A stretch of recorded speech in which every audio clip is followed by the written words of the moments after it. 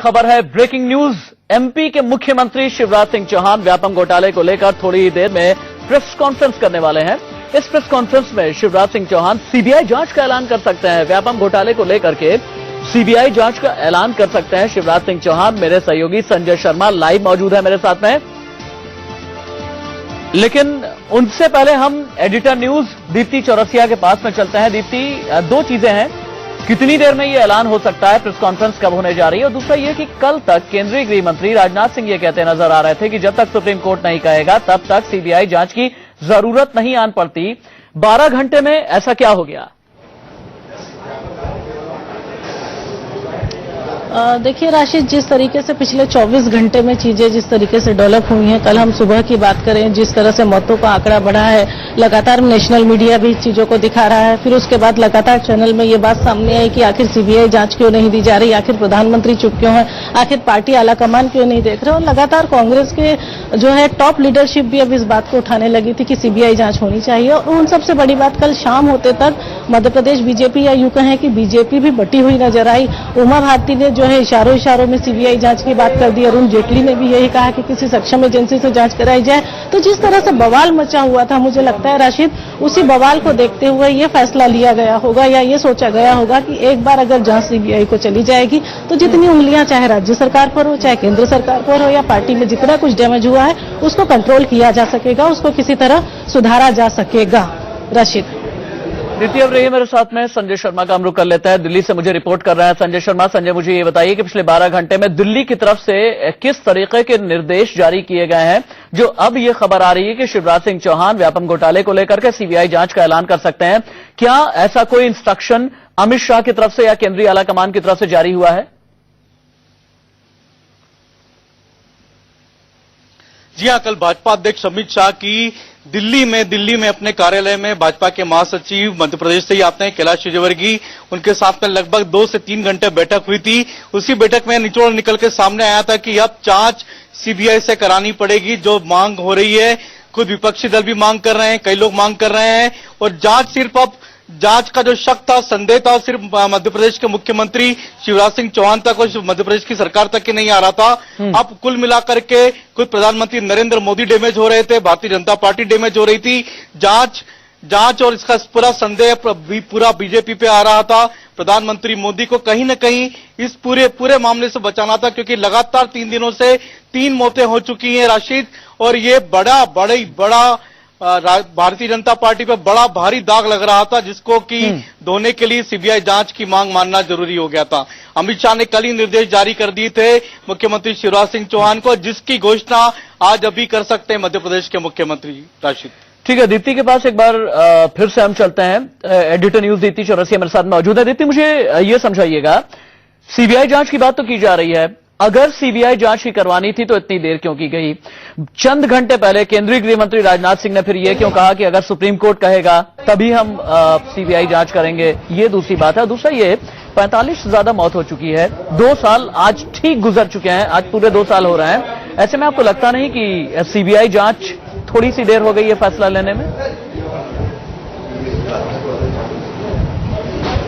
राशिद, इसमें कोई शक नहीं कि जिस तरीके से मांग लगातार उठ रही थी, सीबीआई जांच का फैसला शायद पहले होना चाहिए था, लेकिन जिस तरह से मध्य प्रदेश सरकार में ये जांच लोकल पुलिस से एक एसटीएफ बना दी गई, फिर एसटीएफ के बाद वो जांच हाईकोर्ट को हो गई, हाईकोर्ट ने उसकी मॉनिटरिंग करने के लिए एसआईटी को बना दिया, तो लगातार ये बात सामने थी कि भाई जब कोर्ट बोल रहा है तो फिर हम किस लिए सीबीआई जांच कराएं। और अब जो परसों जो मुख्यमंत्री ने संडे को प्रेस कॉन्फ्रेंस करी थी, उसमें बहुत साफ तौर पर बता दिया था कि अब व्यापम की जांच का मध्य प्रदेश सरकार से कोई लेना देना नहीं, हाईकोर्ट चाहेगा तो सीबीआई से जांच कराएगा। और रशीद, मैं बता दूं कि इन 2 सालों में एक डेवलपमेंट ये भी हुआ था कि एक याचिका सुप्रीम कोर्ट में लगी थी कि इसकी सीबीआई जांच कराई जाए, लेकिन सुप्रीम कोर्ट से भी यही कहा गया कि चूंकि हाईकोर्ट ने इसकी सीबीआई जांच को मना किया हुआ है, इसलिए इसकी सीबीआई जांच नहीं कराई जाएगी।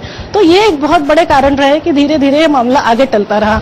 और जो दूसरा बड़ा कारण रहा, वो मुझे लगता है शायद ये रहा होगा कि ये चूंकि मॉनिटरिंग चल रही थी, जांच लगातार हो रही थी, एक के बाद एक हर अगले दिन कोई गिरफ्तारियां या किसी को पकड़ने की बात चल रही थी, लेकिन जिस कदर मौत का आंकड़ा बढ़ा, और मौत का आंकड़ा बढ़ते बढ़ते 24 घंटे में 2-2 मौतें होने लगी, और सभी मौत संदेह के घेरे में आने लगी, और सरकार पे लगातार उंगली उठने लगी, तो मुझे ऐसा लगता है कि शायद चाहे मध्य प्रदेश सरकार हो या केंद्र सरकार हो या बीजेपी रही हो, दोनों ही जगह सत्ताधारी बीजेपी सत्ता में है। तो मुझे लगता है कि इन लोगों को ये लगा कि एक अनार 100 बीमार वाली स्थिति हो रही है। तो कुल मिला के अगर सीबीआई जांच के आदेश हो जाएंगे, सीबीआई जांच करा दी जाएगी, तो विपक्षी दलों से लेकर पार्टी के अंदर भी किसी तरह की कोई कलह नहीं मचेगी। तो लेट होने का कारण यह था कि पहले हाईकोर्ट ने मना किया था, सुप्रीम कोर्ट ने भी उस याचिका को खारिज कर दिया था। सरकार सोच रही थी कि हमारे अंडर मॉनिटरिंग में सब कुछ होकर सेटल होंगे, सीबीआई जांच करा दी जाएगी, तो विपक्षी दलों से लेकर पार्टी के अंदर भी किसी तरह की कोई कलह नहीं मचेगी।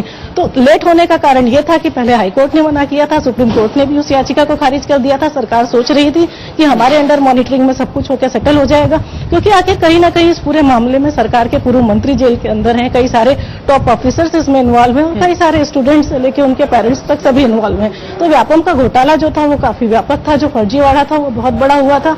तो किसी तरह ये कोशिश की जा रही थी कि राज्य में इसकी जांच हो जाए, तो एक बड़े घोटाले की जांच हो गई, निष्पक्ष हो गई।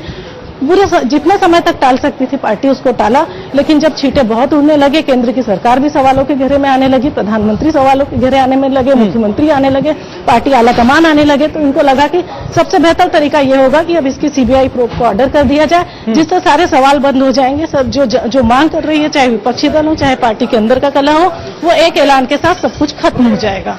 राशिद। संजय, चूंकि आप दिल्ली से रिपोर्ट कर रहे हैं, मुझे दो सवालों के जवाब दीजिएगा। पहला तो ये कि मध्य प्रदेश में राजनीतिक रूप से जो भी लोग ऊपर बैठे हुए हैं, क्या उन सभी की गद्दियां सुरक्षित हैं? दिल्ली से संकेत क्या मिल रहे हैं? एक। और दूसरा मुझे ये बताइए, क्या दिल्ली में बैठे हुए केंद्रीय आला कमान को यह लगने लगा था कि विपक्ष इस मामले को पॉलिटिकली अब इनकैश कर रहा है और इसी डर से ये इंस्ट्रक्शन जारी कर दिए गए कि अब सीबीआई जांच के आदेश दे ही दिए जाने चाहिए?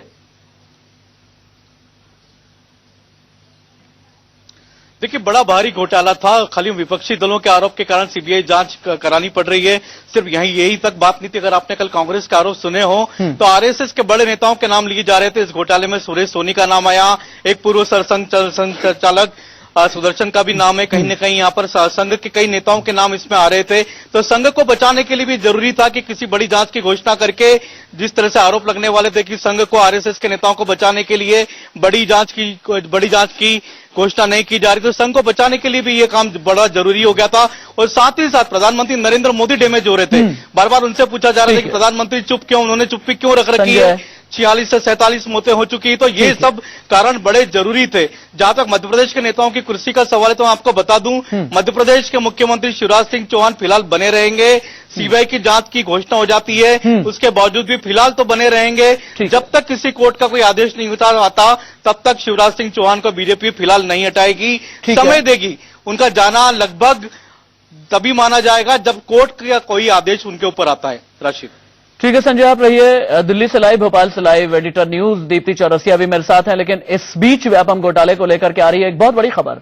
व्यापम घोटाले को लेकर केंद्रीय कानून मंत्री सदानंद गौड़ा ने विवादित बयान दे डाला है। केंद्रीय कानून मंत्री सदानंद गौड़ा का यह कहना है कि मौतें इतनी बड़ी बात नहीं है कि प्रधानमंत्री नरेंद्र मोदी सामने आकर के बयान दें, हर मामले पर प्रधानमंत्री का बयान हो, ऐसा जरूरी नहीं है। केंद्रीय मंत्री सदानंद गौड़ा का यह विवादित बयान है। सीबीआई जांच को लेकर के उन्होंने बयान दिया है, हर साधारण मामले पर पीएम का बयान जरूरी नहीं है। सुनिए। Which are so simple issues, so silly issues that need not be answered by the Prime Minister. Our Honorable Home Minister, the Ministers of the concerned departments, even my party President Amit Shah, they have all answered everything. For each and every silly issues the Prime Minister has to answer. It is not fair. Which are so simple issues, so silly issues that need not be answered by the Prime Minister. Our Honorable Home Minister, the Ministers of the concerned departments, even my party President Amit Shah, they have all answered everything. For each and every silly issues the Prime Minister has to answer. It is not fair. Sanjay Sharma मेरे साथ में मौजूद है, मेरे सहयोगी दिल्ली से। सदानंद गौड़ा ने जो विवादित बयान दिया है, इस पर उन्हीं से मैं सवाल करूंगा। संजय, मुझे ये बताइए कि 2 साल हो चुके हैं इस बड़े व्यापम घोटाले के खुलासे को लेकर के। 45 से ज्यादा मौत हो चुकी है, 48 घंटे के अंदर 3 मौत हो चुकी है। लेकिन उसके बावजूद भी केंद्रीय कानून मंत्री को क्या लगता नहीं है कि प्रधानमंत्री को बयान देना चाहिए? क्या इतना छोटा मामला लगता है सदानंद गौड़ा को?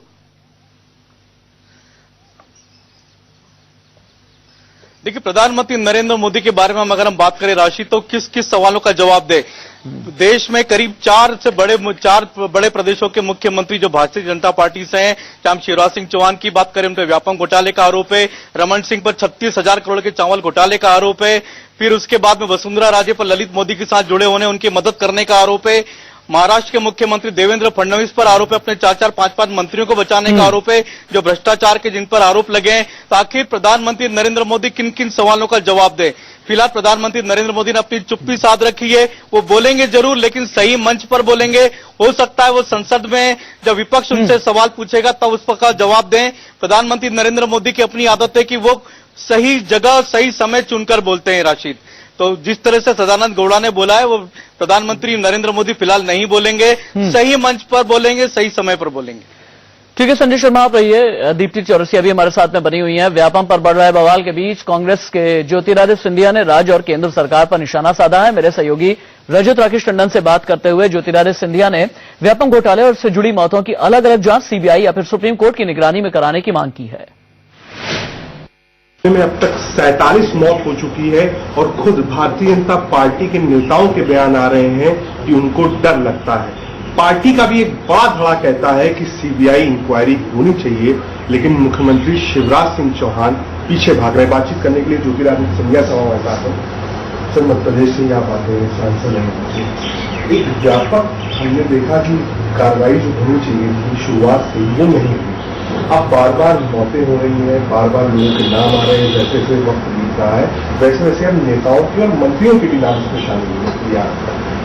देखिए, हमने तो सदैव ये कहा है पिछले 3 साल से, जब से हम लोग 4 साल से ये मुद्दा हम लोग उठा रहे हैं कि हमने मांग रखी थी कि पारदर्शिता के आधार पर इंक्वायरी होनी चाहिए। वो इंक्वायरी एसटीएफ के जरिए नहीं हो सकता। वो इंक्वायरी या तो सीबीआई के हाथों में सौंपी जानी चाहिए और या तो वो इंक्वायरी सुप्रीम कोर्ट के तहत किसी कमेटी